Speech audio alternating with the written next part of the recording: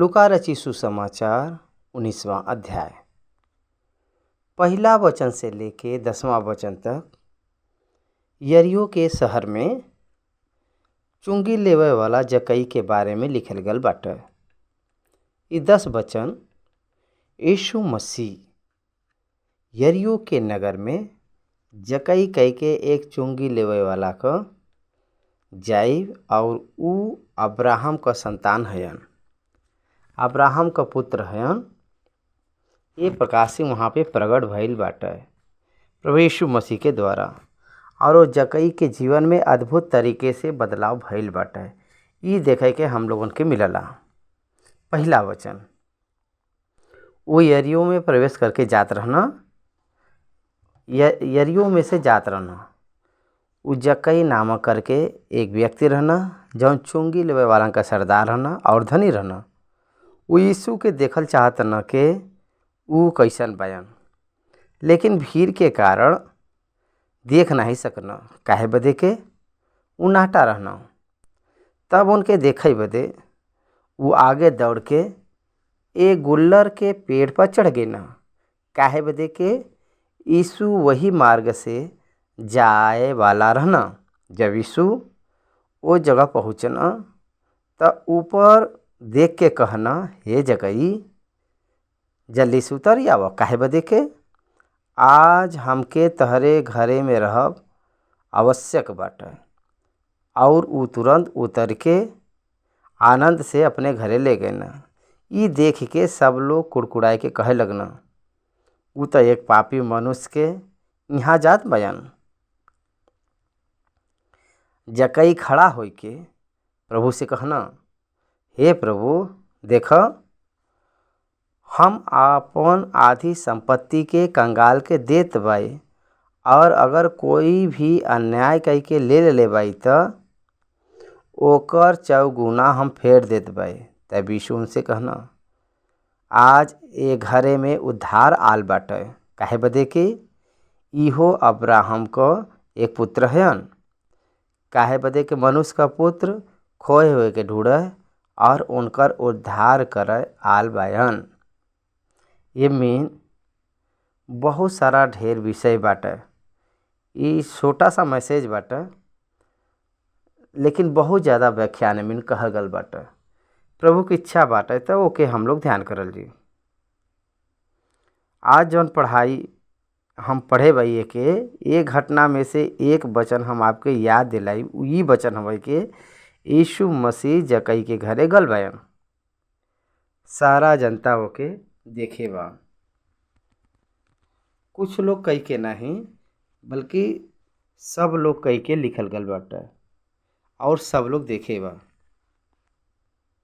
सब लोग ओके देख के, सब लोग घटना के देख के कुड़कुड़ाए के कहे लगना के ऊ तो एक पापी मनुष्य के यहाँ जात बयान। कही के कुल कहत बयान, कुड़कुड़ात बयान। आज ए वचन के हम लोगन के सोचे के बाटे। हम लोगन के अच्छा उद्देश्य से, अच्छा सोच से, अच्छा काम हम लोग करल जी, तब दुनिया में जौन परिस्थिति बाटे ओकरे वजह से ऊ लोग हम लोगन पे कुड़कुड़ाई। ई आसान बात हवे, कॉमन बात हवे। कॉन्सेप्ट ऑफ द सोसाइटी जौन बाटे ओके मूल्य मिलला। यीशु मसीह एक चुंगी लेवे वाले के घर जाई। वो जमाने में रहे वाले लोगन के अंदर कुड़कुड़ापन लेके आयल बाटे।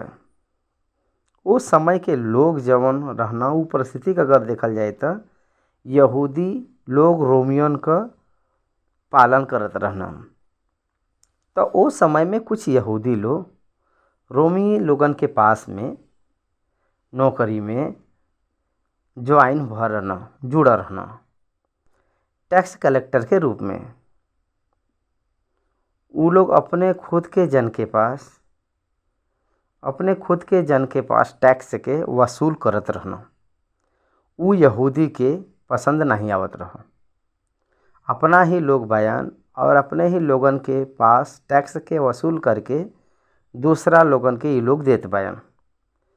यहूदी क दुश्मन हनी लोग जे नौकरी पाल बाटे रोमी लोगन के पास, ऊ लोग बाकी यहूदी लोग जन बान एक शत्रु के समान देखत न, अपवित्र के रूप में देखत न, पापी के जैसे देखत न।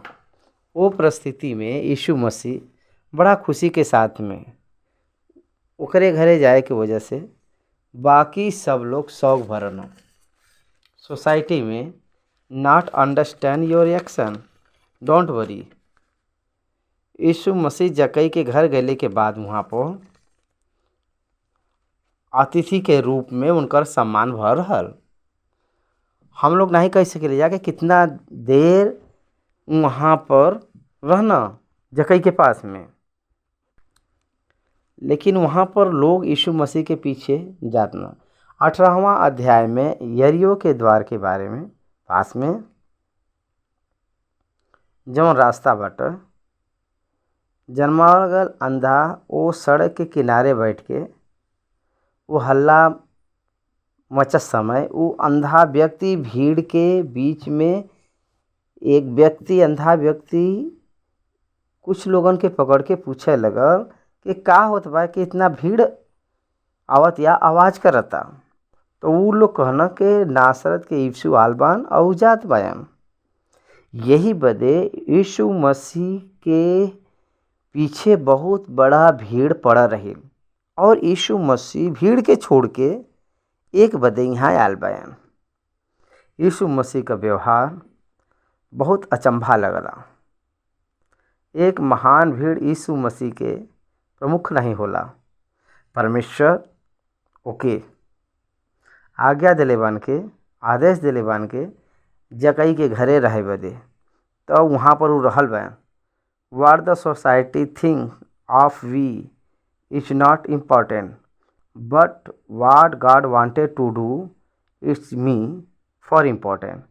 परमेश्वर हमके का कहे बदे कहे बयान वह खास होला, न कि समाज का कही ये बात नहीं। एके हर एक मसीह लोग पहचाने के बाटे। पीपल ओपिनियन में be different from God's opinion. हम लोगन के पहचाने के बाटे। लोगन को ओपिनियन नहीं है कि जक्कई एक पापी मनुष्य है, लेकिन प्रभु को ओपिनियन का बाटे पता बाटे उनके ऊपर, वो एक अब्राहम का पुत्र हन कह के।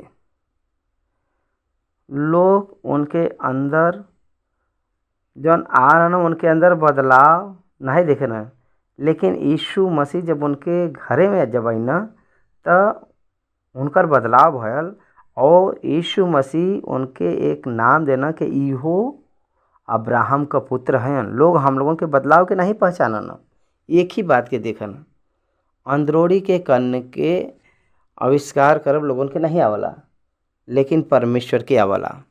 यही बदे जक्कई अब्राहम के पुत्र के रूप में नाम पाए बयान। आपके व्यक्तिगत के जीवन में समाज का कहत बाटे ओके बगल में रखा। आपका प्रभु आपके से का कहत बान ओकरे बारे में सोचे के बाटे। आप प्रभु के कौन सा हिसाब बताई हैं ओके देखे के बाटे। बहुत सारा भीड़ पीछे तो हो लेला, वो लोग उनके बीच में रह के चाहे ये प्रकाश यीशु मसीह नहीं देखे। परमेश्वर जहाँ रहल चाहना वहाँ रहब उनकर इच्छा बा। आज के समय में दुनिया में परमेश्वर जौन करे बदे कहे बा वो काम के हम लोग करे बदे इच्छा करे ले जा, हम लोग इच्छा रखी ले जा। लोग हमके द्वारा का चाहत बान ऊ लोग इच्छा रखनो।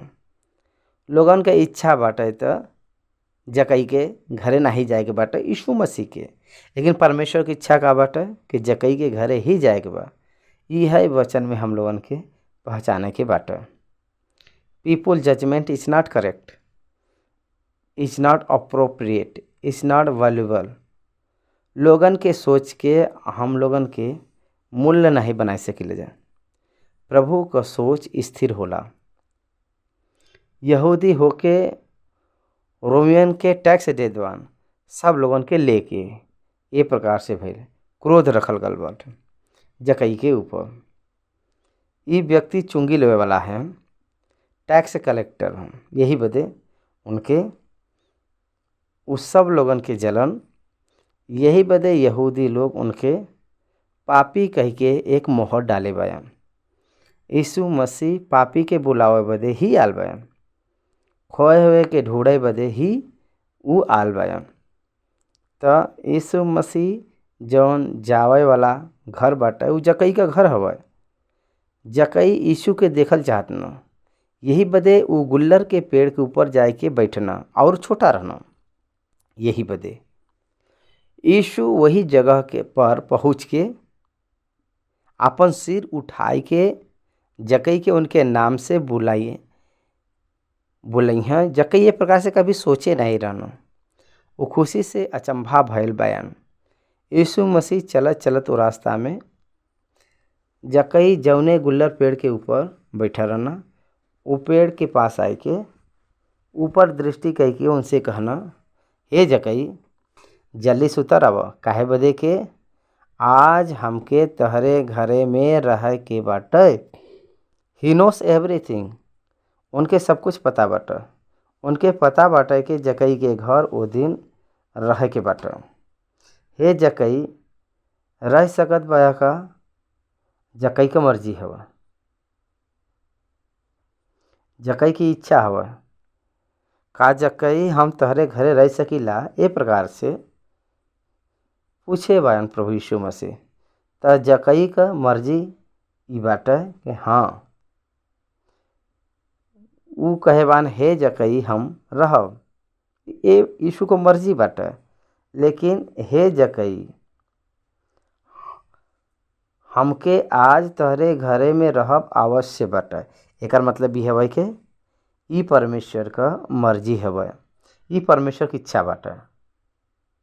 It's not your will my will, it is the will of God to wash to me to stay in your house this day. आपके घर पे रहब ई परमेश्वर का इच्छा बाटे। I must follow that. कितना भी जनता उनके पीछे होत रहना, तब पर भी वो सबके छोड़ के पापी कह के बुलावा जाए वाला व्यक्ति जौन जकई बान उनके घरे जाए के रहल बान। उनके वहाँ पर जाए के अतिथि के रूप में वहाँ गल बान और उनके जीवन के बदले बायन। यीशु मसीह के मुंह के अंदरोड़ी में अपन गुप्त बात दिखाई देला। भजन संहिता 90 में, हे प्रभु तहरे मुँह के चेहरा पर हमार गुप्त पाप दिखाई देला। ये प्रकार से मूसा कहन। जकई का रहस्य पाप के यीशु मसीह जब देखना तब जकई पहचाने रहना और गढ़ करे रहना और ओके माने रहना और छोड़ दे रहना। वो जीवन हमके न चाहिए, ये प्रकार से कहे बयान। यही बदे आधा संपत्ति कंगाल के और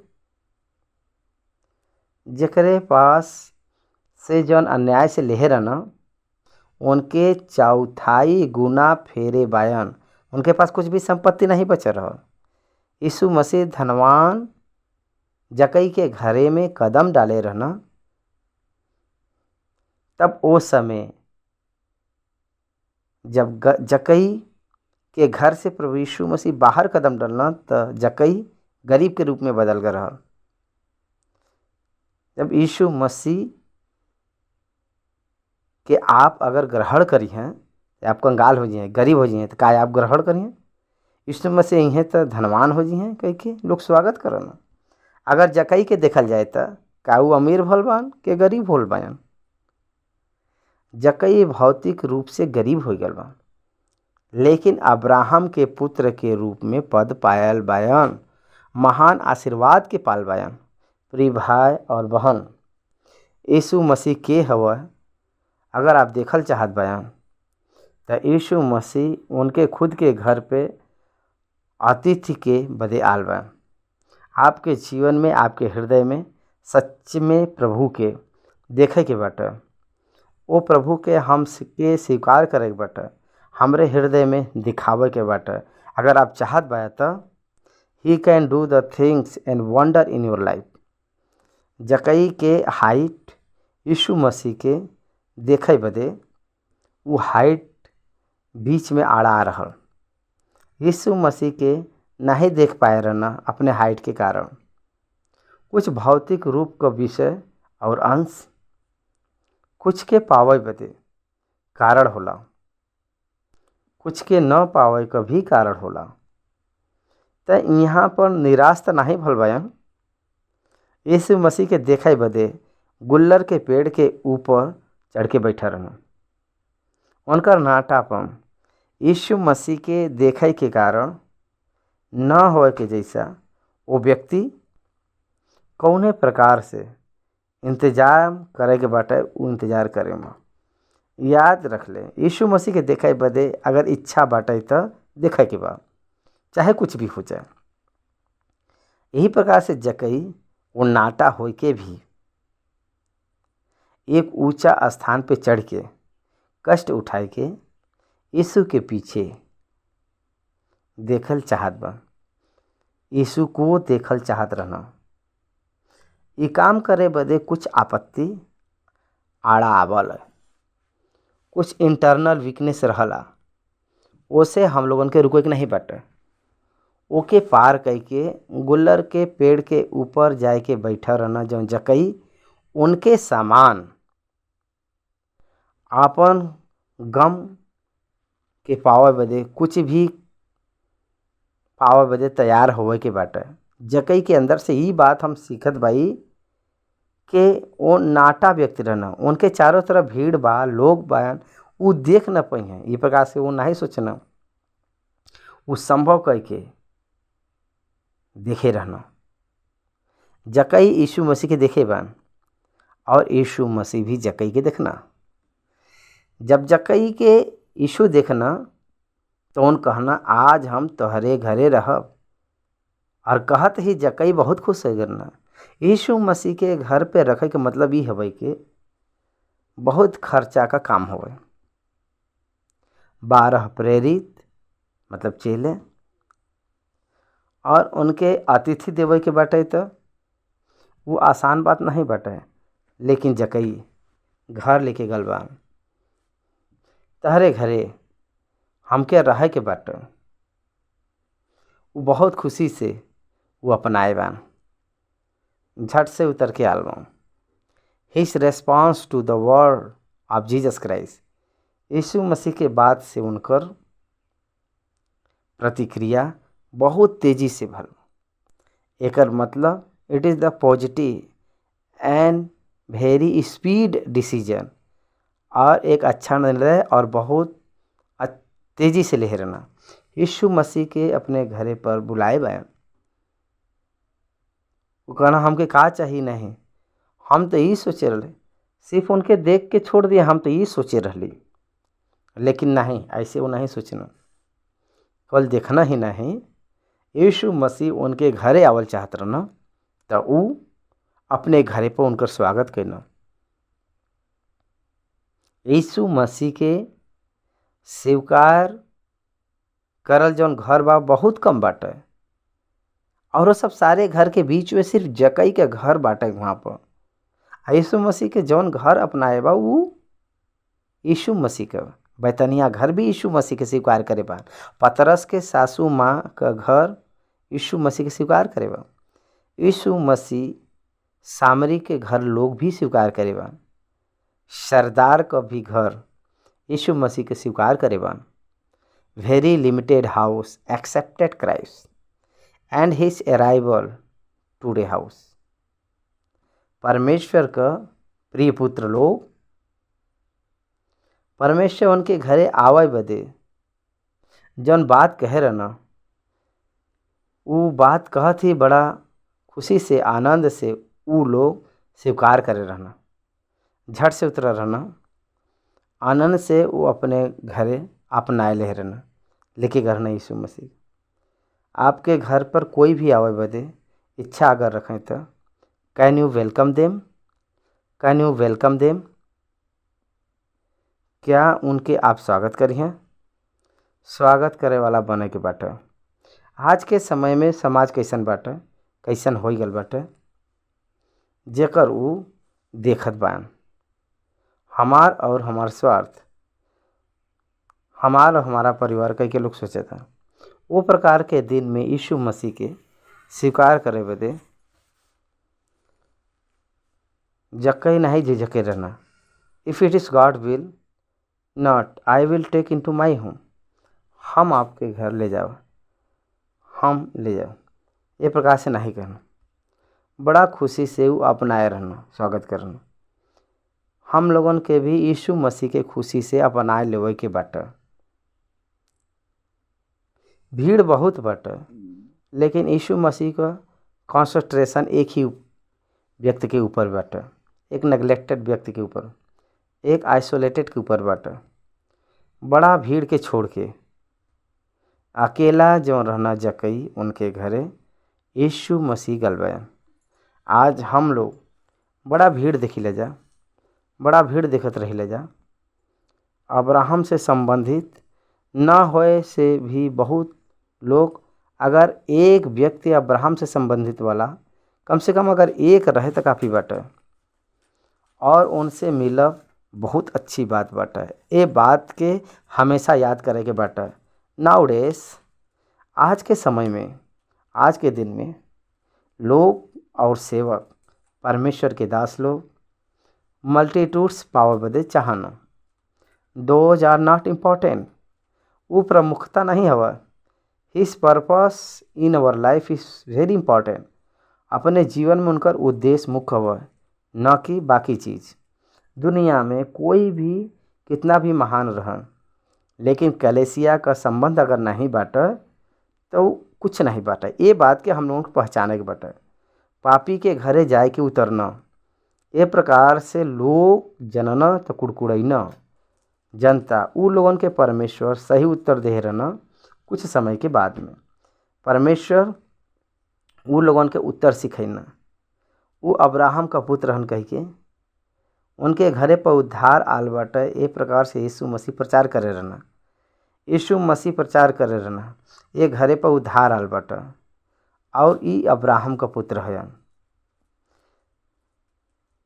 और कैसे अब्राहम का पुत्र भल बयान, जकई विश्वास के वजह से, विश्वास के वजह से अब्राहम का पुत्र जकई हयन। उनकर संपत्ति 0.5% कंगाल के दिले बयान।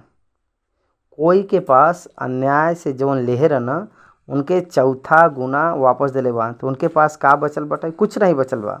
उनके का बचल बाटे, कुछ नहीं। ई बात को उन सोचे नहीं रहना, कैसे रहे बा उनके वह देख ले रहना, न कि उनके का बचल बाटे, उनके का बचल बाटे एकरे बारे में, खुद के बारे में वो नहीं सोचे रहना। विश्वासी लोगन के भी ऐसे ही रहे बाटे। हमके का चाहिए, हमके फलाना चाहिए, ओकरे बदे दौड़ब विश्वासी के अंदर न रहे के चाहिए। एक विश्वासी का आशा पूरा स्वर्गलोक के ऊपर रहे के चाहिए। ये पृथ्वी के संबंध के विषय के ऊपर मन नहीं लगावला, वही प्रकार से मन न लगावे के चाहिए। वही प्रकार से जकई 50% कंगाल के दे रहना और चौथाई गुना वापस लौटाए रहना। जकई प्रत्येक रूप से मन फिराव का बदलाव वाला व्यक्ति दिखाई देत बायन। जकई एक सरकारी नौकरी करे वाला बायन, तब पर भी यीशु मसीह के अपनावे बदे वो सोचे नहीं रहना। बिना झिझक से यीशु मसीह के अपनाए रहना, यीशु मसीह के अपना लेना। अगर रोमियन लोगन के पता चली तो उनके नौकरी से हटा दिए, तब पर भी कोई बात नहीं। If my job leave me, let it go, leave me. हमके छोड़ के अगर नौकरी जात बाटे तो तब पर भी कोई प्रॉब्लम नहीं बाटे, लेकिन हम तो प्रभु के न छोड़ब। हमार प्रभु का ही हम सेवा करब। हम अपने प्रभु का अपना लेब जब निर्णय उ ले रहना। यीशु मसीह वहाँ पर खुश भरना। जक्कई का व्याख्यान जौन बाटे यीशु मसीह के क्रूस पे जाए के पहला सप्ताह में प्रभु ये प्रकार से करवाए बयान। ये एक महान अनुग्रह का वरदान बाटे। हम लोगन के बोल सकीले जा। वो जक्कई उद्धार पाए बयान। वो जक्कई उद्धार पाए बयान। उद्धार उनके घरे पे आए गल बा। परमेश्वर एक घर पर अंगीकार करे बान। ये अब्राहम का पुत्र है। ये अब्राहम का पुत्र है। खोल जात बयान, नाश हो जात बयान, लेकिन हम स्वयं आके एक घर के बचाए बान। प्रभु स्वयं डिक्लेयर करे बयान। पाप के वजह से नाश होत रहना वो मनुष्य के पाप से नाश होए वाला जौन मनुष्य उनके बचावे बदे यीशु मसीह ये दुनिया में आ रहना। 33.5 साल ये दुनिया में जब वो जिए रहना, 30 साल जब रहल उस समय परमेश्वर सेवकाई में आ रहना। ओकरे बाद 3.5 वर्ष वो सुसमाचार के वजह से ये दुनिया में घूमत फिरत रहना, सेवकाई में आ रहना। वो परमेश्वर का पुत्र हन कह के हर जगह जहाँ वो घूमे रहना वहाँ निर्धारित भल बयान। जक्कई के जीवन में बदलाव, महान ट्रांसफॉर्मेशन यीशु मसीह खुदा हन कही के कहे बदे एक महान कारण के रूप में दिखाई देत बाटे। जक्कई आपन सारा संपत्ति दे रहना उस समय, कंगाल के दे रहना उस समय। धन के ऊपर लालच नहीं बाटे, वो अपने आप के दिखवाए रहना। जैसे अब्राहम के समान। यही बदे ई अब्राहम का पुत्र हैं प्रभु यीशु मसीह बोले रहना। वचन जे सुनत बान वो सबसे हम निवेदन करत बाई, जक्कई हम सभी से के अच्छा सा एक प्रेरणादायक बान। जक्कई यीशु मसीह के स्वीकार करे बान, यीशु मसीह को स्वागत करे बान, मेहमान के रूप में मन फिराए बयान।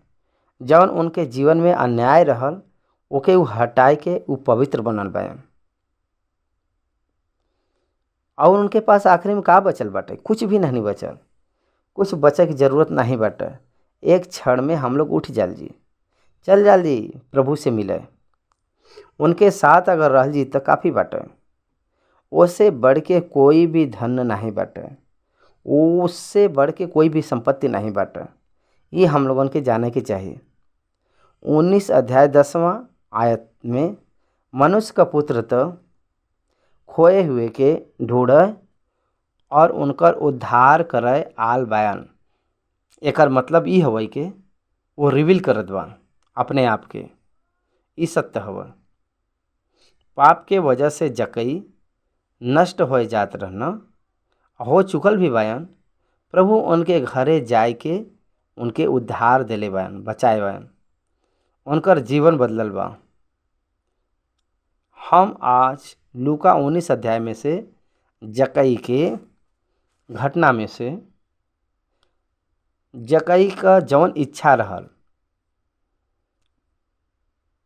वो इच्छा जक्कई के बारे में कुछ और हम बतावल चाहत भाई। दिलचस्पी जौन बात होला एक मनुष्य के उन्नति लेके आवला। याद रहा, अगर आपके दिल में बुराई के ऊपर रही तो आप बुरा हो जाइए। अगर आपका दिलचस्पी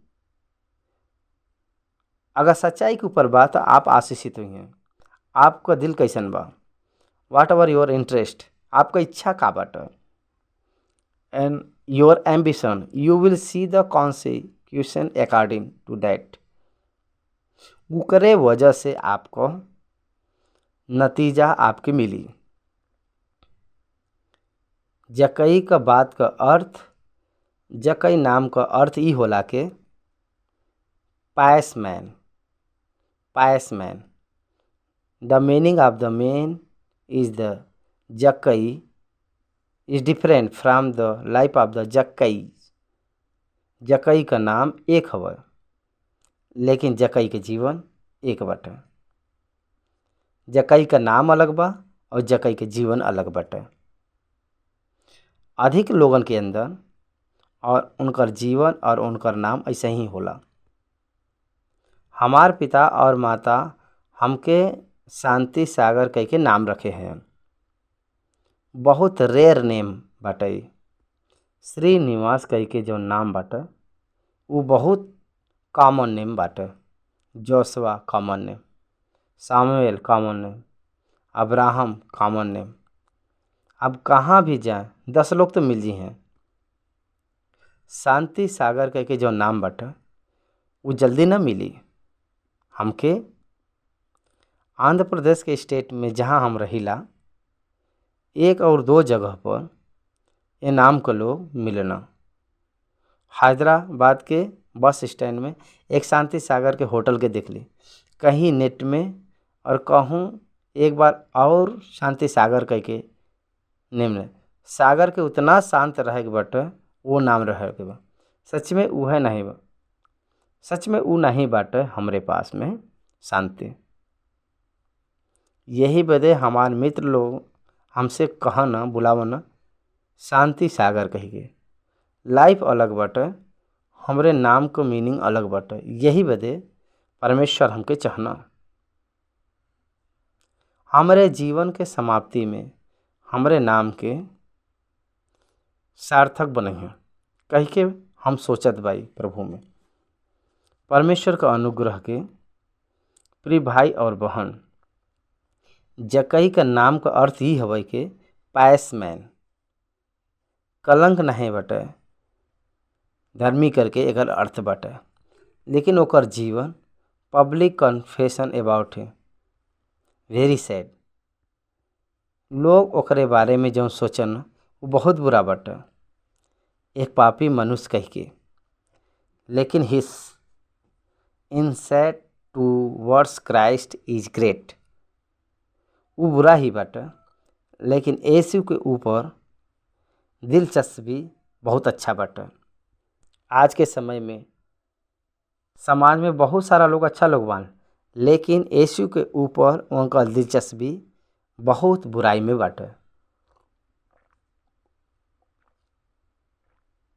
यीशु मसीह के ऊपर उनकर जौन बा दिलचस्पी डिसमिल के रूप में भी नहीं बाटे। 0.0000 पॉइंट भी नहीं देखेंगे। अगर दिखाई दे तो बहुत सारा लोग यीशु मसीह के पास में आ जाता है। बाइबल के समझे वाला, बाइबल के मैनी preacher doesn't know about the Bible. बहुत प्रचारक लोगन के भी बाइबल के बारे में नहीं पता। यही बदे उनका दिलचस्पी ई हवा कि यीशु मसीह के हवा देखल चाहना। He wants to see the Jesus, he must see Jesus. Yeshu Masih के हवा वो देखल चाहना। And he is seeking to see. Seeking 3 शब्द बाटे, सीकिंग ढूंढना, जीसस वाज यीशु के हवा। हु जीसस वाज यीशु मसीह के हवा। यहाँ पर ई समझ में आवत बाटे के यही जांचे बदे सोचे रहना यीशु मसीह के हवा यीशु मसीह। जांच करे बदे सोचना। केवल ऊपर के रूप के देख के चल जाइ हैं सोचे रहना।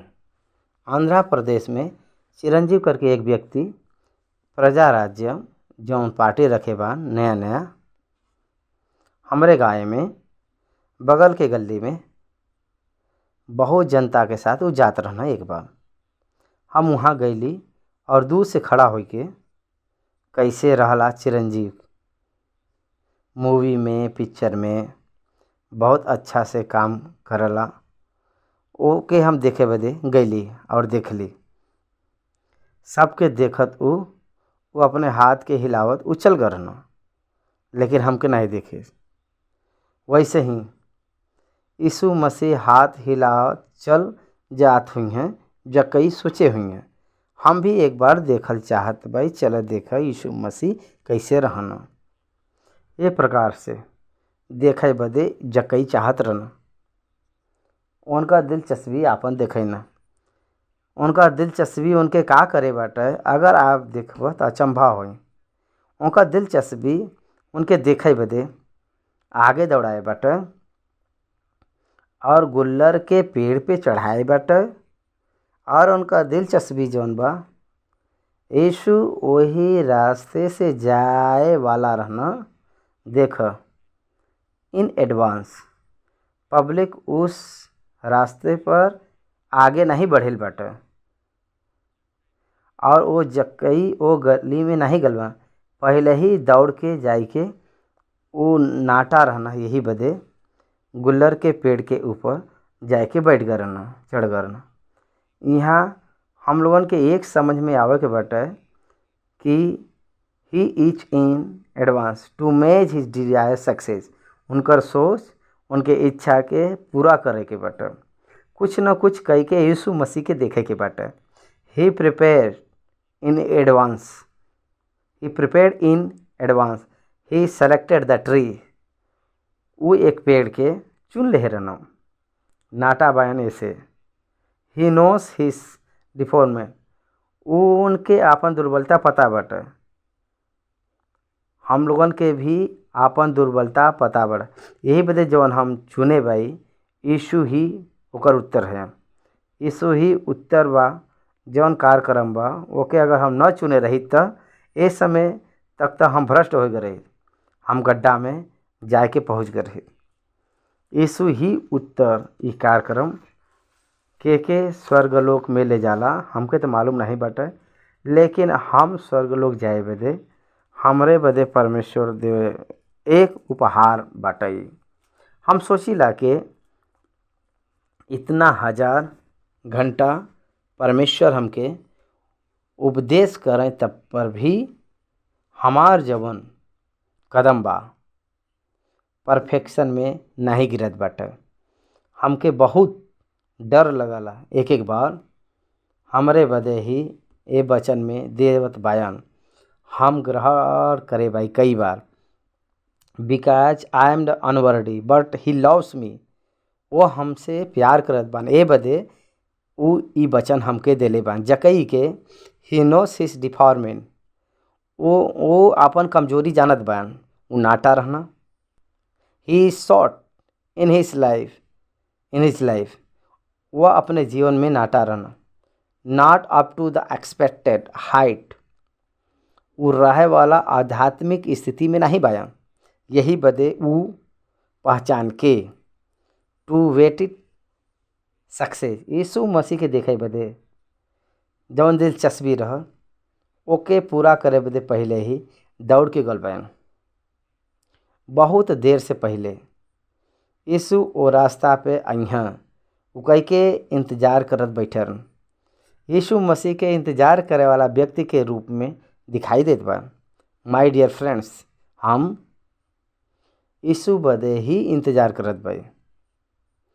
यीशु मसीह के दूसरा आगमन का कब संभव होई, हम लोग कब उनके सम्मुख में जाल जी, यह अपन आशा हवा। वो हम लोगन के ले जाए बदे आवत बा, वो है अपन आशा। यीशु ओके पास देख के उनके तरफ देख के उनके पास ही हैं कह के वो नहीं सोचना। वो अपने रास्ते में जई हैं, लेकिन हम तो देखब ये प्रकार से कहे बा।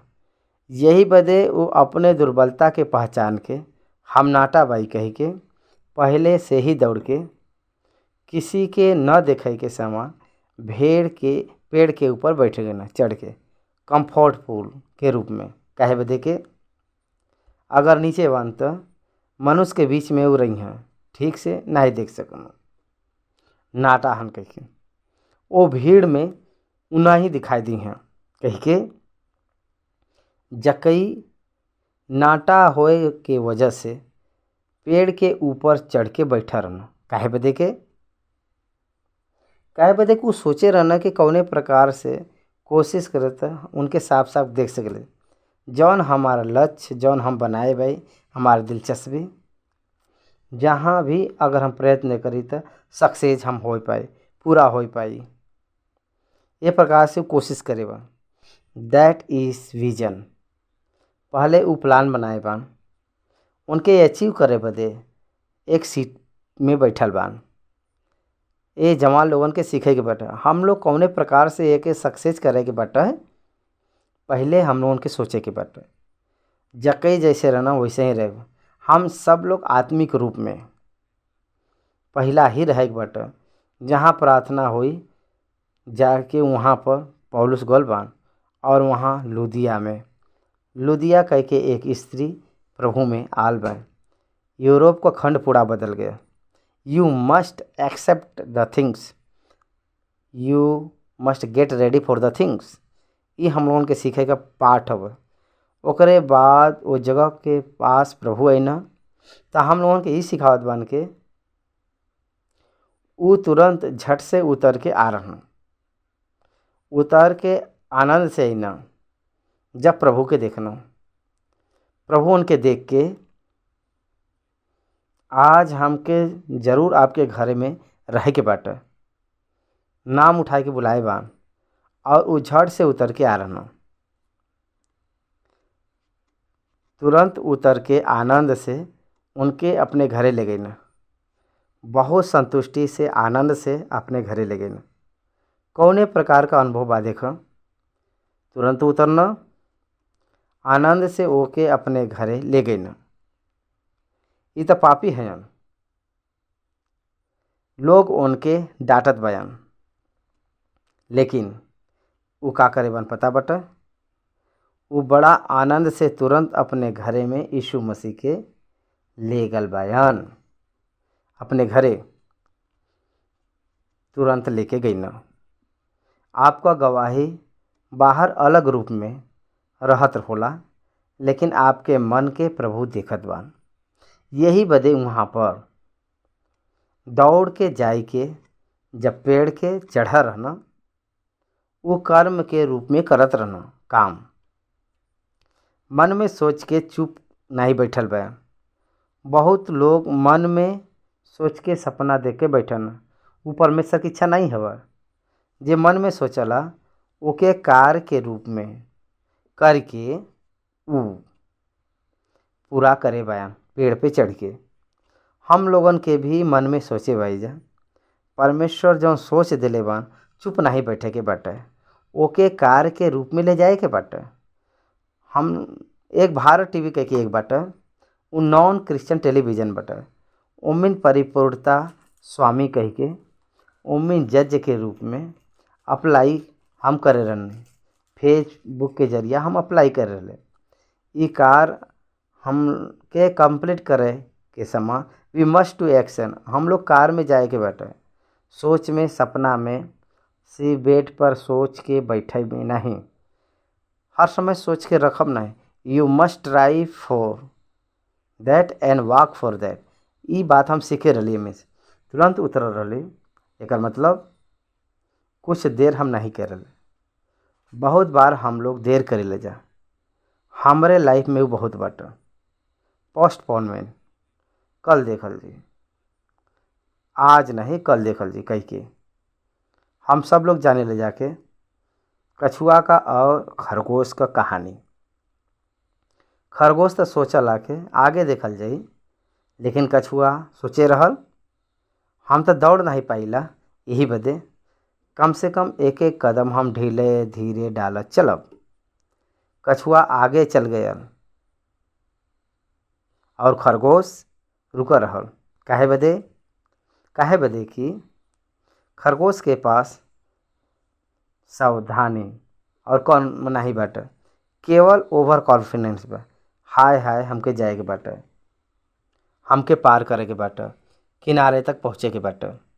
हम कौने प्रकार का व्यक्ति भाई, हम के हई, ये प्रकार से सोच हम लोगों के अंदर अगर न रही तो यही बदे हम लोग अगर यीशु मसीह हम लोगों के पास आवे बदे अगर कहत बान तो he want to stay, we should रन।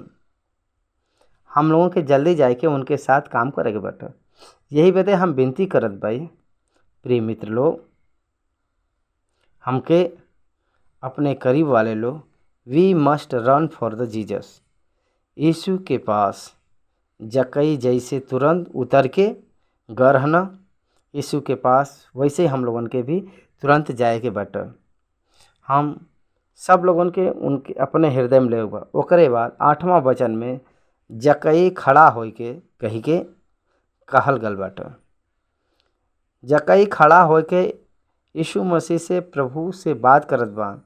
यीशु मसीह से बात करत समय वास्तव रूप से अतिथि जक्कई बा। जे अतिथि बा, अतिथि के जे आतिथ्य देवे वाला वो व्यक्ति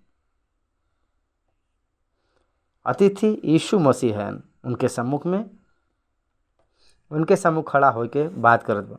आदर वो हवे रीत। बहुत सारे लोगन के रीति नहीं आवला, तरीका नहीं आवला, संस्कार नहीं रहला। हाउ टू बिहेव विद द पीपल, एल्डर ऑफिशियल्स, पीपल रिप्रेजेंटेटिव, जौन चाहे वो बात करन, जौन चाहे ना वो बोलन, वो ठीक नहीं हवा। खड़ा होई के he honour Jesus by standing before him, खड़ा होकर डिक्लेयर करन आधा संपत्ति कंगाल के, और जवन कुछ अगर हम कोई भी अन्याय कह के ले ले भाई तो हम ओके चौगुना फेर देवे। अगर कोई का कुछ भी कहे का मतलब कुछ भी हो सकला, कुछ भी ले ले बांधता, अगर एक सुई ले ले भाई तो ओके 4 सुई हम वापस कर। एक अगर तवा ले आल भाई तो ओके 4 तौल बदले। एक चप्पल का जोड़ा अगर ले ले बान कोई से तो 4 चप्पल का जोड़ा वापस कर।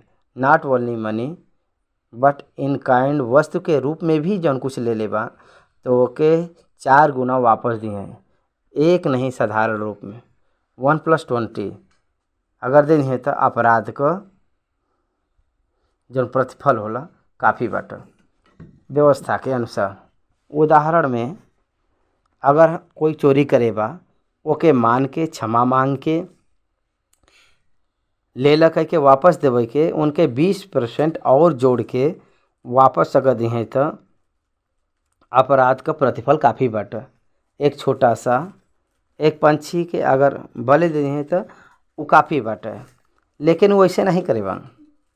वो 20% दिले बान, नहीं, वो 400% वापस देवे वो कह के कहत बान। एकर मतलब ये हवा उनके अंदर बहुत गहराई का पश्चाताप, कितना गुना बढ़ गल बाटे, कितना गुना बढ़ गल बा। क्या हम लोगों के अंदर पश्चाताप बाटे? हम ये करे रहली, हम एके कभी भी न करब कह के हम वो पश्चाताप बदे दुखित होत बाई। प्रभु हमके गहराई पश्चाताप दे दो, हम फिर से वो पाप के न करे के जैसा हम लोग मर्डर्स और बलात्कार ऐसा नहीं करी ले जा, षड्यंत्र ऐसा काम हम लोग नहीं करे ले जा। परमेश्वर के जवन पसंद नहीं बाटे अगर ओके सोचे तो काफ़ी बाटे। परमेश्वर के जवन पसंद नहीं बा अगर ओकरे बारे में सोच के अगर निर्णय करे तो काफ़ी बाटे। परमेश्वर के ऊपर अविश्वास भी अगर है तो वो काफ़ी बाटे, वह अपवित्रता ही है। हमेशा नित्य पश्चाताप करत परमेश्वर से मांगे के बाटे। ओकरे बाद अगर हम लोग देखल जाए तो 8वां वचन में हे प्रभु कह के पुकारत बयान, प्रभु कह के बुलावत बान, हे प्रभु अपन आधी संपत्ति कंगाल के देवत भाई।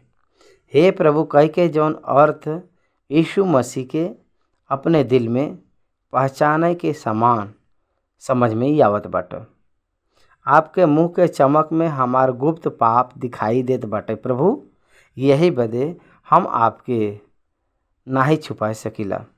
ओके हम अपने आपके कबूल करत बाई, मानत बाई के हम पापी है, हम एक गलती करे बाई, एके छोड़त बाई, ठीक करत बाई। एक समय हम ही खाए ले रही, ए समय हम गरीब लोगन के आपन संपत्ति देत बाई। हमार संपत्ति आधा भाग हम गरीब के देत बाई। And donated 50% to the poor people. गरीब व्यक्ति के दही पता बाटे। अंबानी जी सारा संपत्ति के भारत देश के गरीब लोगन के अगर दे दी हैं तो कितना अच्छा रहे। हम लोगन के कभी कभी ये बात सोच में आवला, हाँ कि नहीं, भारत देश में दुनिया में हमरे अंदर जो छोटा सा जन बुद्धि बाटे सोच के हम ये बोलत भाई के 1% of India if they can sacrifice 99% Indians will became the millions. उतना संपत्ति इंडिया में बाटे बट इट वाज द 1% and less than the 1% of the India. ई 130 करोड़ के बीच में 30 लाख लोग अपने संपत्ति के अगर शेयर करें तो all Indians will became the millions. हम निवेदन करत भाई sharing his money with that is the mind of the God. देव परमेश्वर के गुड़ हवे, छीन लीब शैतान का गुड़ हवे। देव धन्य हवा, अब्राहम के पुत्र के रूप में नाम कमाए बा। देवई में आप लोग कैसन बा? Whatever you have give it to others.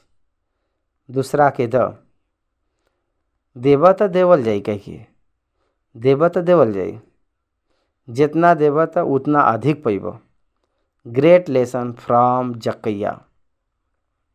महान पाठ ई हवे के देव पश्चाताप से जौन ऊ लेहे रहना वो केवल वापस दे भी नहीं उनके संपत्ति के गरीब लोग के देत बा। काहे बदे के ऐसे भी महान संपत्ति यीशु मसीह उनके मिलल बा। यही बदे ई पूरा बहुत अल्प के रूप में दिखाई देत बाटे उन्हें। यीशु मसीह न रहे तो ई पूरा महानता के रूप में दिखाई देत बा।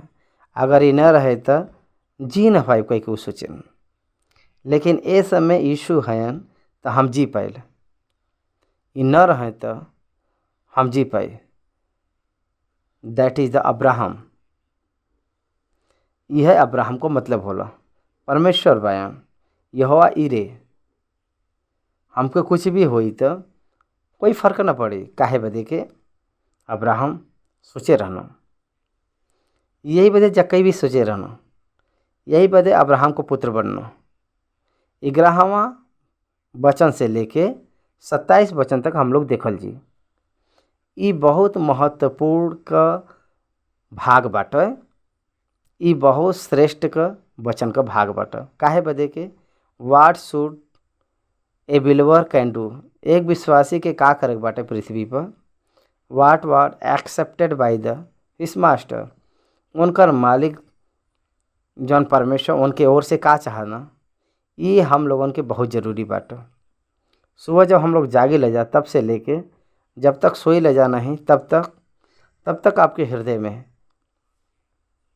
ये आपके जीवन में आपके मन में हमेशा याद आवे के चाहिए, हमेशा आपके रिंग हो जाए। What is my master plan for us and what is the my work towards my master. I am accountable to my God. ये हमेशा अपने मन में रिंग होए के चाहिए। ये दृष्टांत काहे बदे कहल बहन, एमिन 2 दृष्टांत कहल गल बाटा। जब ये बात सुनत रहना, कौन सा बात कुल सुनत रहना? जकई के घरे पर बैठ के जौन बात चलत रही वो लोग वहाँ पर सुनत रहना। ये भी अब्राहम का पुत्र है। कह के जौन कहल गल वो बात बाटे सुनत रहना। वो बात सुनत समय वो यरूशलेम के पास में रहे का कारण दूसरा परमेश्वर का राज तुरंत दिखाई दी हैं। कह के जौन सोच बाटे ये 2 कारण के वजह से तो वो एक दृष्टांत कहना और एक दृष्टांत में उ लोगन से कहे बयान। पहला यरूशलेम में प्रवेश करे का समय करीब आल बड़ा। His days are closing. पृथ्वी पर उनकर दिन ख़त्म हो जात बाटे। He is coming nearest to the end of the death to the earth. पृथ्वी पर उनकर दिन संपूर्ण हो जात बता। यही कारण ऊ यरूशलेम जात बा, ऊ यरूशलेम के करीब बा। इसका कारण ही हवे कि उनकर अब देहांत हो जात बाटे। ये बदे ई दृष्टांत यहाँ पे कहे बा। दूसरा बात, परमेश्वर का राज तुरंत दिखाई दे कह के ऊ लोग कह के सोचत रहना चला लोग। यही बदे इस दृष्टांत में कहे बयान, परमेश्वर का राज अगर आवल चाहे तो हमार जौन दास बन आप लोगन के कुछ काम करे के बाटे। परमेश्वर का राज अगर आवे के बाटे तो हम यरूशलेम के करीब बा। हमके जाए से पहले आपके काम सौंप के जाए के बाटे। पहला पॉइंट में यरूशलेम के करीब रहे का कारण मृत्यु उनके करीब होए जात बाटे, पुनरुत्थान आवे वाला बाटे, आरोहण होए वाला बाटे। हमके जाए वाला हम जाए, और हम जाए से पहले का करे के बाटे, उ लोगन के उनके सामर्थ्य के हिसाब से उ लोगन के तोड़े के बा, तोड़े और मोहर देबा। Again I will return back, और हम फिर से वापस आई to take over the account from the earth. फिर से उ लोगन से हम हिसाब देखे बदे और उ लोगन के रिवॉर्ड देवे बदे हम वापस आई। हम जाब और हम वापस फिर आई। हम जाए के फिर वापस आई के वो जाए के आवे के बीच में काम लोगन का समय है। यही बदे आप लोग तुरंत परमेश्वर का राज आई मत सोचा। ये प्रकार से कहे बदे ए दृष्टांत के इस्तेमाल करे बायम। ये प्रकार के दृष्टांत के इस्तेमाल करो।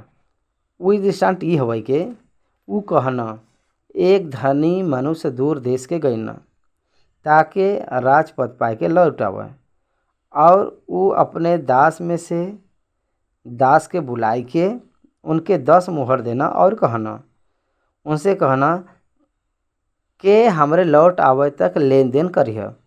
यीशु मसीह का राजपद का बाटे, वो पाव बदे कहे बान, वो परमेश्वर का कलीसिया हवे, परमेश्वर का राज है। उनके ऊपर वो एक अधिकारी होए बदे राजपद। यही बदे कलीसिया परिपूर्ण होए तब तक वो स्वर्ग में दाहिना ओर विराजमान होए के बाटे, सिंहासन में दाहिनी ओर पिता के पास बैठे के बाटे, विराजमान होए के बाटे। उनका राज संपूर्ण होए बदे यीशु मसीह राज का वश हुई हैं, तो वो राज के लेके आई हैं स्वर्ग से लेकर पृथ्वी पर। यहाँ पर वो 1000 साल का राज करी हैं। यही बदे राजपुत्र एक उनके राजपद के कमाई के वापस आवे बदे दूर देश जात बन। यीशु मसीह वो के राजकुमार के रूप में अपने राज के कमाए बदे दूर देश स्वर्ग लोग जात रहना। स्वर्ग लेक से भी दूर देश का बाटे। हम लोगन के अमेरिका कितना दूर में बाटे, विथिन 24 आवर्स जर्नी, किलोमीटर के हिसाब। सूरज 10,000 किलोमीटर दूर पर बाटे कहल गल बाटे, तो स्वर्ग लोग कितना बाटे, उससे भी दूर बाटे। अगर उसे भी करीब बाटे तो सूरज उसे भी दूर बाटे। साइंटिस्ट लोग ये प्रकार से कहना, यही बदे दूर देश पर जात बयान। नो वन कैन रिच देयर, कोई भी वहाँ जाए के उनसे नहीं मिल सकना, उतना दूर उ बाटे, उतना दूर बा उनके पास जाए बदे। हम लोग मरल जी तभी हम लोग जा सकेले जा, जिंदा हो के कोई भी उनके पास नहीं पहुँच सकना। स्वर्गलोक राज्य में शरीर लहू के साथ में जाए बदे न हो पाए। यही बदे वो कहत बान के पृथ्वी पर हम पृथ्वी से निकलत वो ये कहत बयान के अपने 10 लोगन के वो बुलाए बयान, और 10 लोगन के बुलाइना और 10 मोहर उनके देना। God has given to equally every person according to the Ephesians 10 लोगन के 10 मोहर के दे के जब हम तक लौटब न तब तक लेन देन करे बदे उ कहे बान उ दासन से जब तक हम लौटब न तब तक लेन देन करे के बटे। एकर मतलब वापस हम आइब तब तक आप लोगन के ई काम करे के बटे के लेन देन करे के बटे, व्यापार करे के बटे।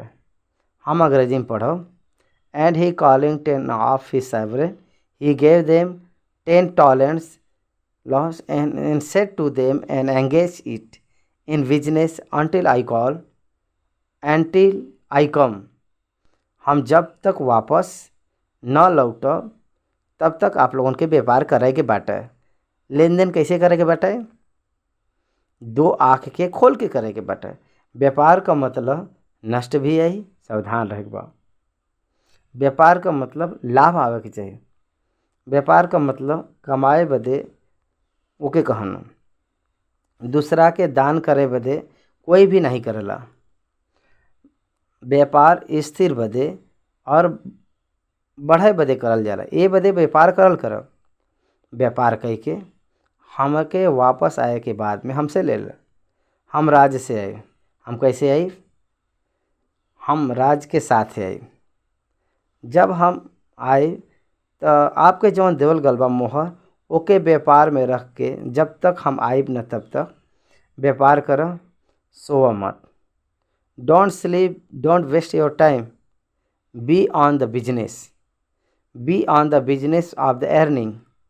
कमाई उ धनी मनुष्य राजपद के पाई के वापस आल बायन, लेकिन उनके नगर के रहे वाला उनसे बैर रखत रहना और उनके पीछे दूत के द्वारा कहला भेजना कि हम नहीं चाहत भाई के हम पर इराज करे। कुछ लोग ऐसे कहे रहना, we don't want to be rule by you, हमके आपका ज़रूरत नहीं बाटे, आप चल जाए। एक ग्रुप बाटे, वो ग्रुप एक प्रकार से दास का ग्रुप बाटे और एक ग्रुप जौन बाटे द पीपुल ऑफ द रिजेक्टेड। और कुछ ऐसा ग्रुप बा, एक ग्रुप धिकार करे वाला ग्रुप बाटे। तब वो चल गए रहना पृथ्वी पर से। यीशु मसीह जब चल गए रहना उस समय पृथ्वी पर उनकर अनुकूल एक ग्रुप बाटे, वो उनकर चेला रहना और उनकर जन विरोधी एक ग्रुप रहना वो जौन एक बा वो प्रधान याजक का ग्रुप बाटे। तब उस समय गए रहना। वो वापस अले के बाद में ई 2 ग्रुप का करे बान वो बतावत बायन।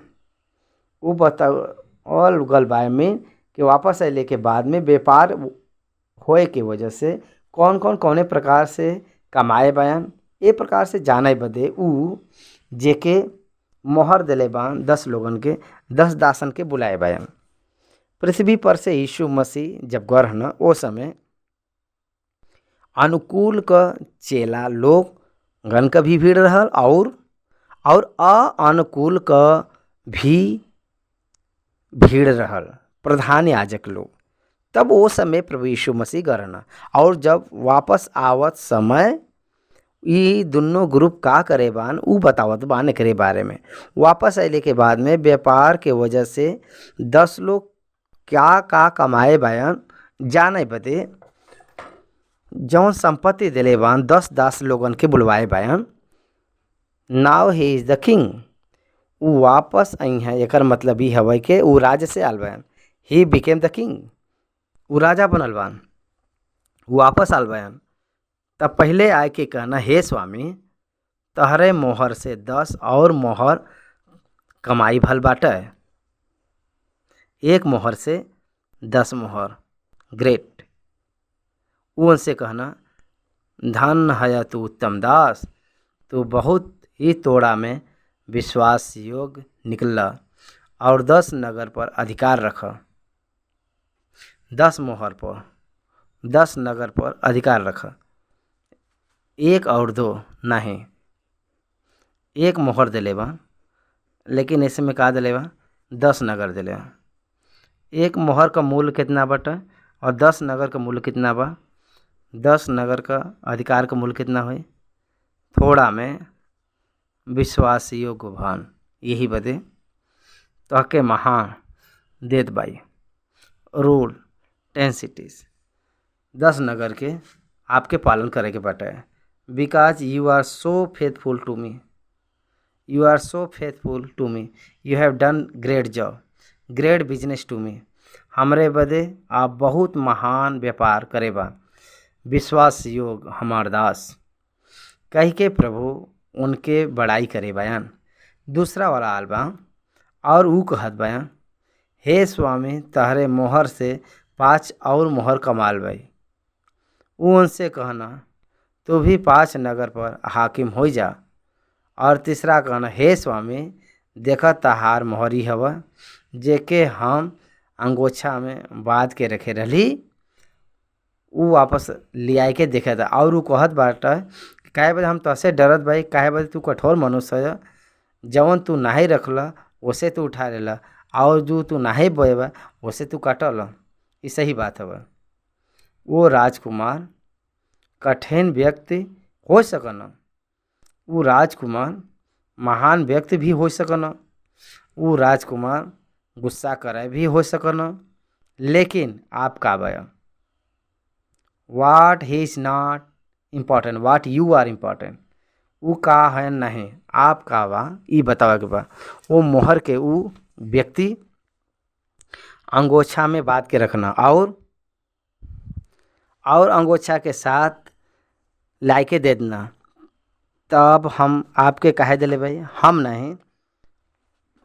नहीं रख लिया वो से उठा ले, जौन हम नहीं बोला वो से ओके तू काटल। तू हमार रुपया सराफन के पास काहे नहीं रख दिला कि हम आय के ब्याज समय तो के लिए ही।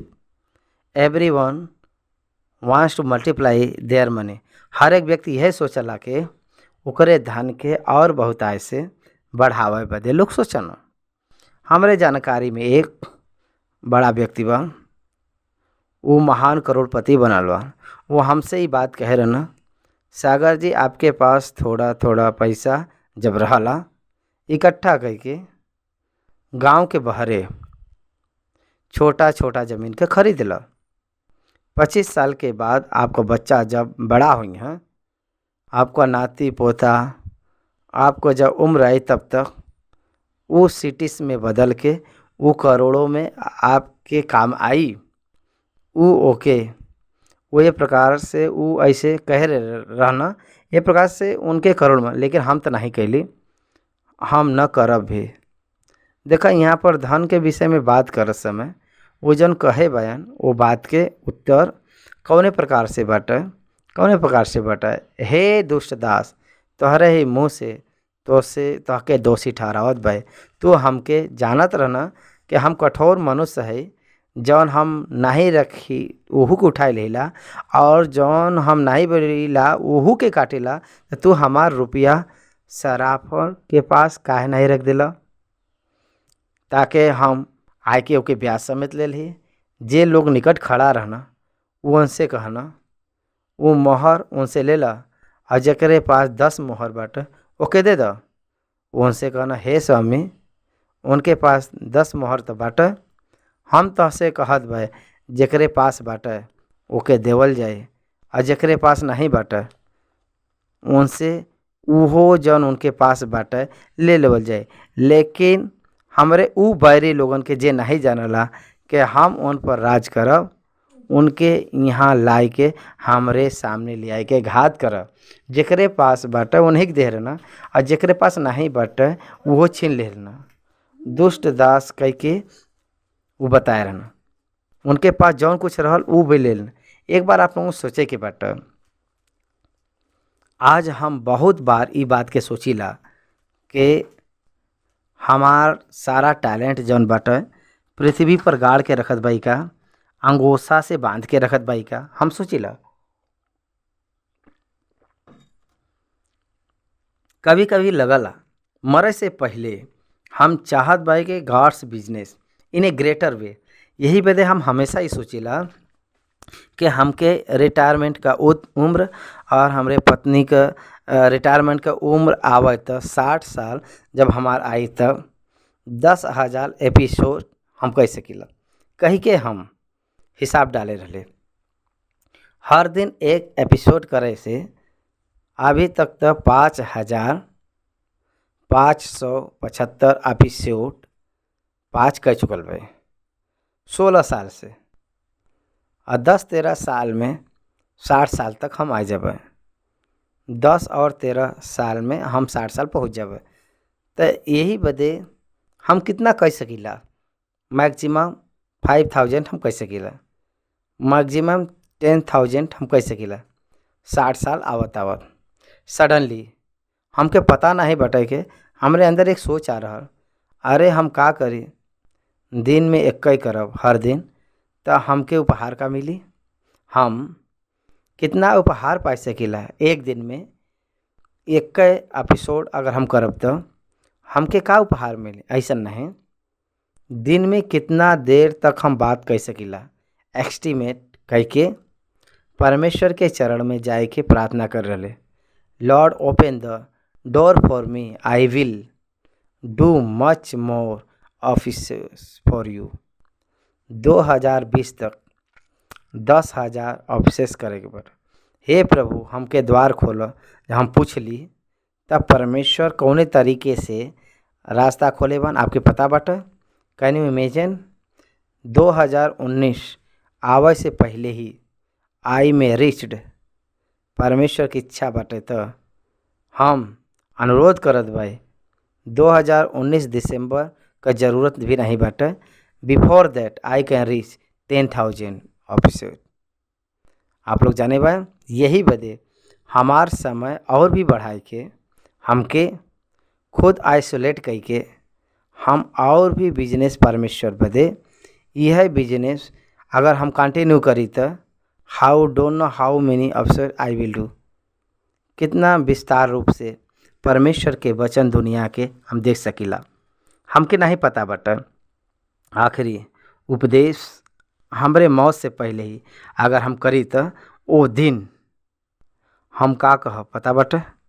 हमार आखिरी उपदेश हमार मरे के दिन हम ही कहत भाई के लॉर्ड आई एम अनवर्दी, मैं योग्य नहीं भाई तहरे राज बदे कह के कहत भाई। It's my convention about my life before the God.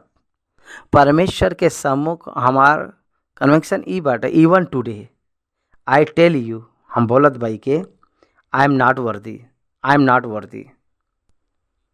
मोहर उनकर हवा, मेहनत जे करे बा प्रतिफल बा, और भी मोहर अगर आवे तो उन्हीं का हवा, हमार नहीं। मोहर वो जौन दिले बयान उनके बदे कमाल गल बाटे, वो सब वो नहीं का हवा। 11 मोहर और एक अलग से दिले बान, 12 मोहर उन्हीं के बाटे, वो हमार नहीं बाटे। हम जानत भाई I am alone, I am not worthy. परमेश्वर आपके जीवन के दिले बान, आपके एक जीवन दिले बान। वो जीवन के आखिरी दिन आप एक बात बदे इंतजार करे के बाटे। धन्य हा उत्तम दास, धन्य हा उत्तम दास, विश्वास योग्यता। It is the only reward need to get from your God. आपके परमेश्वर से आपके ई पावे के बाटे। Well done my servant, well done my servant.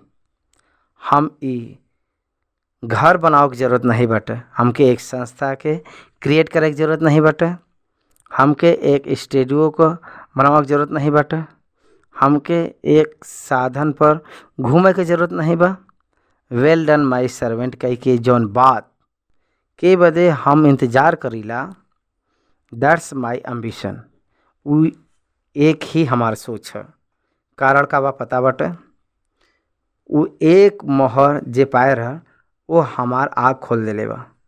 आज भी हम यह सोचिला कहीं भी हम अपने एनर्जी, हमार टाइम, हमारे टैलेंट के हम दफनाए के रखत बाई का परमेश्वर के महिमा बदे इस्तेमाल न कई के।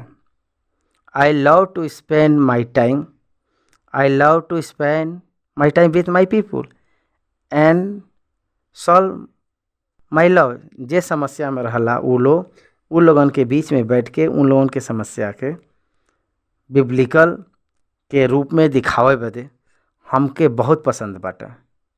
टू गेम देम फॉर गॉड, परमेश्वर बदे, परमेश्वर के कमाए के बाटे हमके बहुत पसंद बा। हम प्रयत्न भी करेला। Not the people to convert into the Christianity, to bring the people to heaven, to लोगन के मसीह के धर्म में बदले बदे आई नेवर डिड सिंगर। हमार चर्च भी less than 10 only my family member. I never try to increase my number of try, but always I try the increase the number of the heaven through my preaching. हमरे कलेसिया के बढ़ावा बदे, इकट्ठा करे बदे हम कभी भी नहीं ट्राई करे भाई। हमरे पास 10 लोग काम करना, 10 चर्च पे जाना, वो 10 लोगन के परिवार हैं तो हमार चर्च नहीं, जगह भी न उतना हो पाई। I never try to people for myself, for God. Why? Because this has challenge me. ई वचन हम लोगन के सवाल करे बा, यही बदे हम ए प्रकार से रहत बे। प्रिय भाई और बहन, तू कठोर मनुष्य कह के परमेश्वर का निंदा डाले बा। हम डरत भाई कह के कह, लेकिन उस सही प्रकार से डर नहीं बा। परमेश्वर से डरे का मतलब ये है भाई कि एक पिता पुत्र के समान, जैसे पिता के डरला वैसे डरे के बाटे, न के शत्रु के देख के डरे के बा। ऐसे नहीं, हम लोग परमेश्वर से कैसे डरे के बा पता बाटे। हाय हाय हमार पिता के, हम अपने पिता का नाम कहाँ हम नाम बदनाम करत भाई। हमारे पास बुद्धि बाटे का? हमरे घरे का नाम कहाँ हम बर्बाद करब का? हमार परमेश्वर का नाम का हम अपमान लिया होत भाई का? ये प्रकार से डरे के चाहिए। वही प्रकार से हम लोगों के डरे के बा। यही प्रकार से हम ऐसा नहीं तो सबसे ज़्यादा धर्म के इस्तेमाल करके धोखा खिलाए हमके बहुत अच्छा से आवला। But I never practice that in I Mai 26 years my spiritual life and in the ministry. I never cheated people in the name of God. परमेश्वर के नाम पर कभी भी लोगन के धोखा नहीं खिलाए भाई। प्रिय भाई और बहन, I never use the prosperity gospel in Mai ministry in this 26 year। ये 36 वर्ष में परमेश्वर आपके ई दी हैं वो दी हैं कह के कभी भी हम नहीं कहे भाई। हमारे सेवकाई में बहुत अद्भुत कार्य परमेश्वर करे पाए, ओके गवाही के रूप में मनुष्य से उ कहवाए के लाभ के नहीं पाए भाई। हम अनुरोध करत भाई, प्रिय परमेश्वर के पुत्र लोग, let people come to the God through the evangelist is a simple task before me. हमारे सम्मुख ये बात है कि यीशु के जे लोग नहीं जानना उन लोगन के पास यीशु समाचार पहुँचे के बाटे। ये एक ही गम हवा। हम हमारे बारे में जाए बदे हमके आशा नहीं बाटे। वो लोग हमके पता करे के बाटे जवन बा आशा वो नहीं बाटे। हमारे प्रिय परमेश्वर के पुत्र लोग निष्प्रयोजन दास हैं जे लोग करला। हम वचन के ख़त्म करत भाई। परमेश्वर आपके हाथ में एक मोहर दिले बान, लाइफ टाइम ओके इस्तेमाल करके परमेश्वर बदे आत्मा बदे कमाए के बाटे, लोगन के मसीह के पास लेके आकर्षित करेगा। If you speak with the people and people heart will mould. वो हमसे बात करे समय उका अपने हृदय के धधकला नहीं।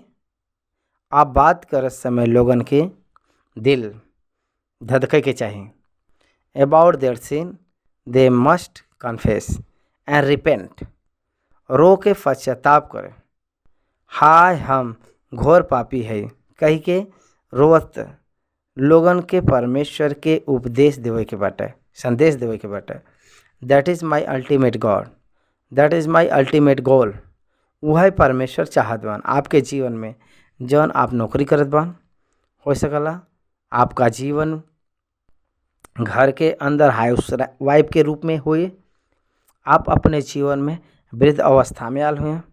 Your task is to people for the God, परमेश्वर बदे लोगन के कमाए के बटे, यह है आपका काम बटे।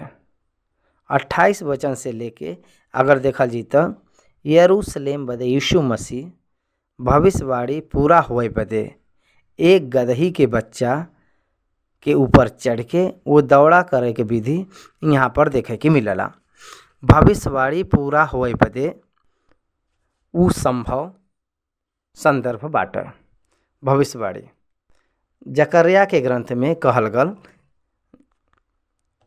और भजन संहिता में कहल गल के समान प्रभु के नाम से जे कोई आवला राजा उनकर स्तुति होय। स्वर्गलोक में शांति, सर्वोत्तम स्थान में परमेश्वर का महिमा होय। ये प्रकार से जौन भविष्यवाणी हमार मंदिर सारा लोगन के प्रार्थना का मंदिर होई, ओके आप लोग डाकू का घर बनाए बान कही के जौन भविष्यवाणी पूरा होए बदे ई घटना भइल बा। देख एक राजा एक साधन पर चढ़ के आवत बान। यरूशलेम का कुमारी बड़ा खुश होई के मगन रहा। जौन ई वचन भविष्यवाणी यहाँ पे कहल गल बाटा यहाँ पर पूरा भइल बाटा। ई घटना में यीशु मसीह अपन 3.5 वर्ष के सेवकाई में उम्मीन वो भविष्यवाणी के पूरा कई के गरेबला। ओकरे बारे में लिखल गयल सारा लिखित यानी मतलब भविष्यवाणी सब पूरा करब उनकर जिम्मेदारी बाटे, उनकर जिम्मेदारी बाटे। यही बदे ओके फुलफिल कई के गल बायन। ओकरे बदे बहुत सारा काम ऊ करे बयान। मंदिर के शुद्ध करे बान, ऊ भी लिखित पूरा भयल बाटे, भविष्यवाणी पूरा भइल बाटे। यरूशलेम के एक गदहा के बच्चा के साथ ऊ प्रवेश करे बान, ऊ भी लिखित पूरी भइल बाटे, भविष्यवाणी पूरा भइल बाटे। यही बदे उनके लाइफ में many prophecies about your fulfil which were written in the book of Psalms and Moses. भजन संहिता में और बुक्स ऑफ प्रोफेट में भविष्यवाणी जौन भइल बाटे, भविष्यवक्ता के ग्रंथ में, मूसा के ग्रंथ में यीशु के बारे में कहल गल ई लिखित और भविष्यवाणी के बाद पहला आगमन के बारे में पूरा करे बदे यीशु मसीह करे बयान। यही बदे वो एक गदही के बच्चा के बैत पगत के गांव पर बैतनिया और बैत पगे वो गांव के बैत फरी और बैतनिया के पास में ओकर एक गदही बा और ओकरे बगल में एक बच्चा बा। वो बच्चा के लेके आवे बदे चेलन से कहे बान और ई बात कह के वो यरूशलेम के तरफ आगे आगे चलना।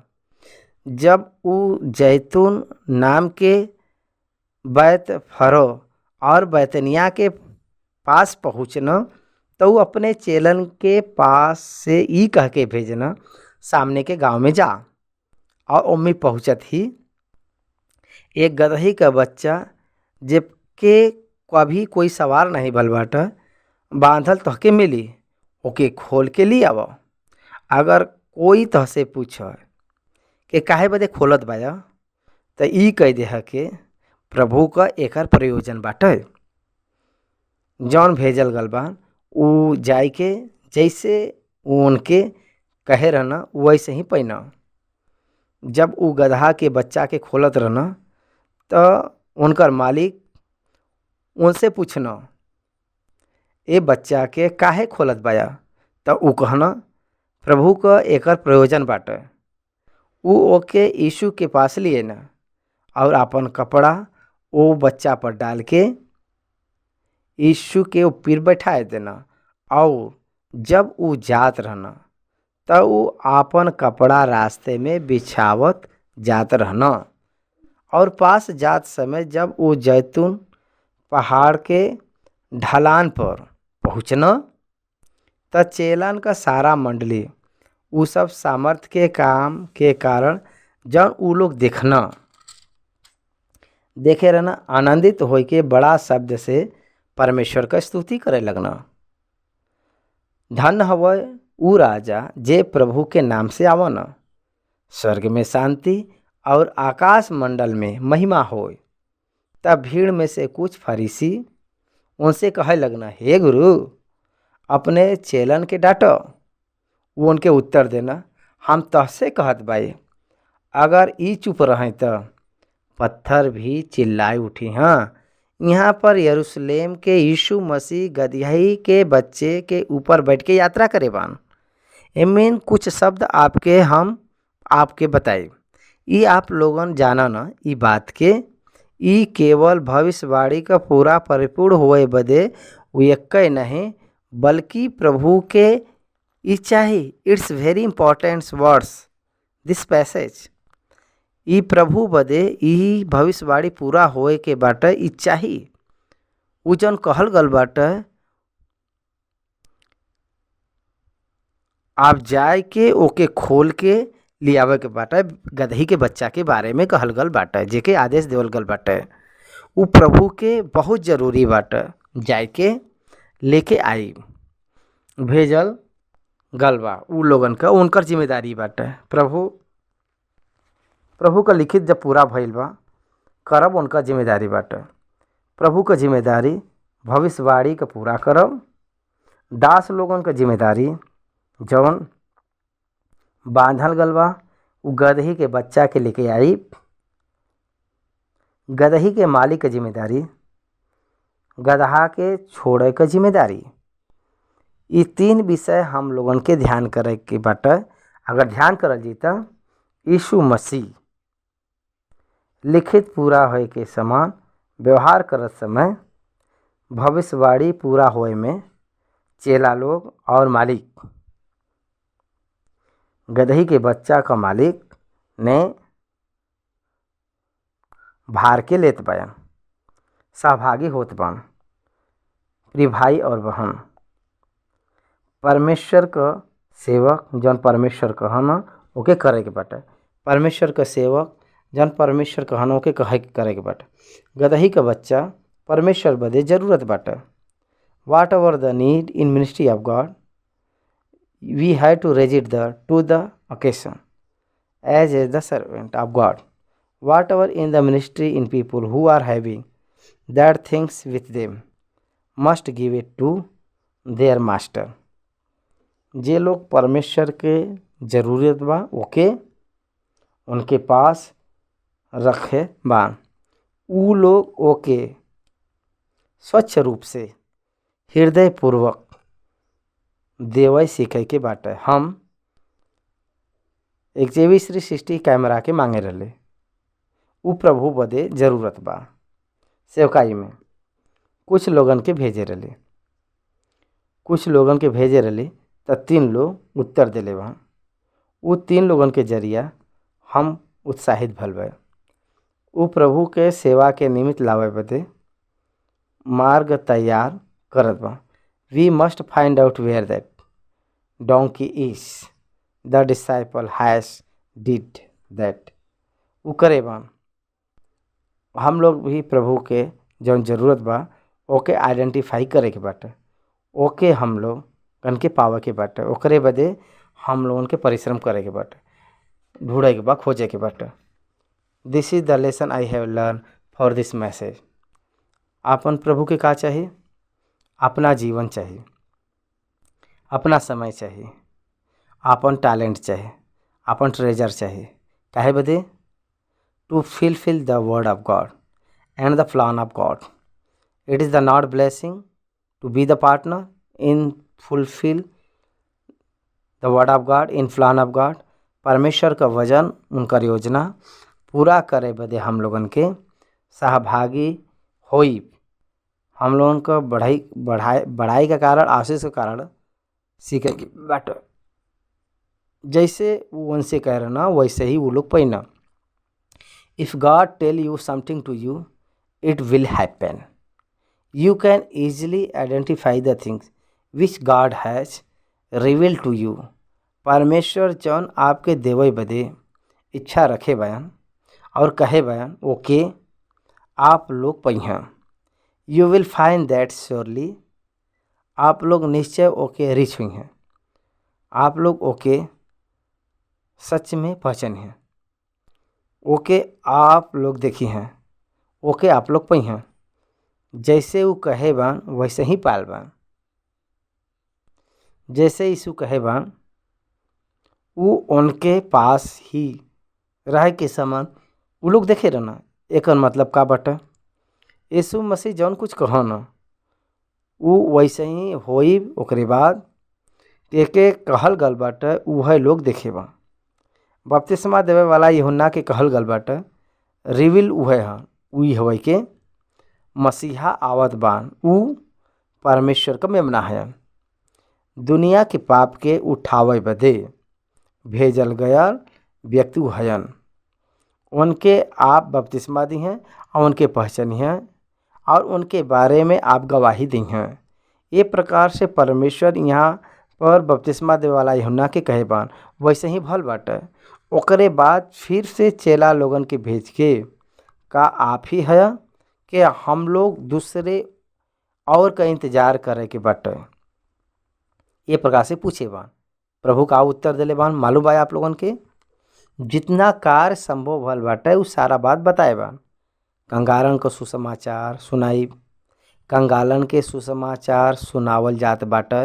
अंधा देखत बान, लंगड़ा चलत बान, बहरा सुनत बान, मुर्दा जिंदा होत बान, गूंगा बोलत बान।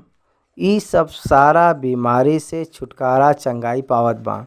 आप लोगन के वापस जाए के कह द।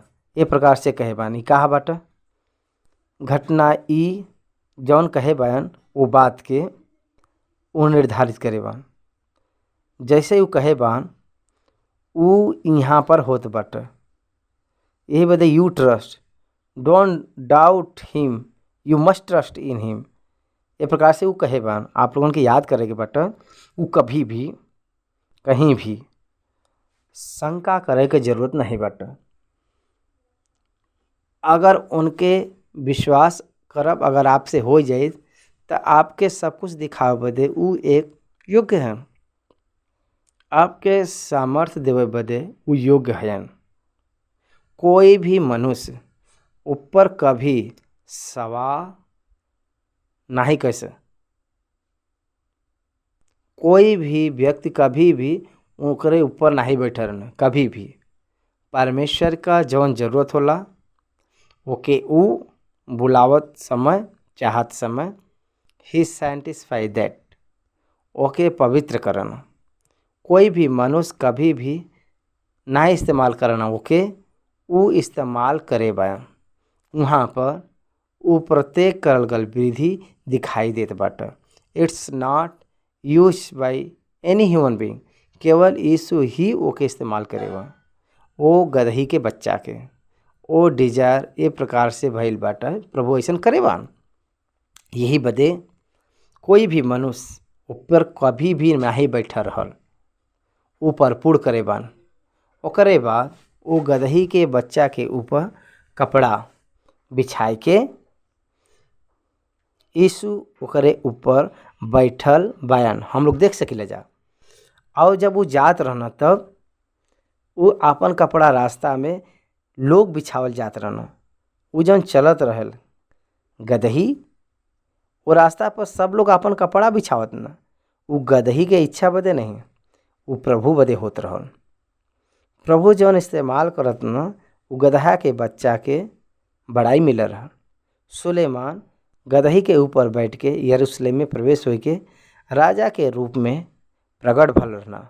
यही बदे यीशु मसीह भी गदही के ऊपर बैठ के आवत बयान। It is the sign for the Israelites to trust that the person who comes on donkey who is the coming king. आवे वाला जेबा ऊ राजा है कह के पहचाने के बड़ा वो एक चिन्ह हुआ। जैसे कोई भी वो गधे के ऊपर बैठ के आवाला यरूशलेम में प्रवेश करेला, it is the sign for them that he is the king, he is the declaring himself as the king. राजा के रूप में वो अपने आप के प्रकट करत बा। ई बात उ लोगन के जाने के बाटे, यही बदे ई साइन उ लोगन के देत बा। यहूदी लोगन के राजा के रूप में पाए बा।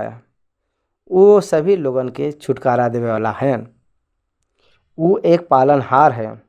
उनके ऊपर विश्वास करे सीखे के बाटे, ओके सिखावे बदे यहूदी के बीच में उ कार्य करे बा। ओकरे बाद चेला लोगन का भीड़ पूरा खुश भइल बाटे। As the child of God, as the child of God और the disciple of God Jesus, you must feel happy then the things according to the words. When the prophecy is fulfilled, you feel the proud of the happiness, घमंड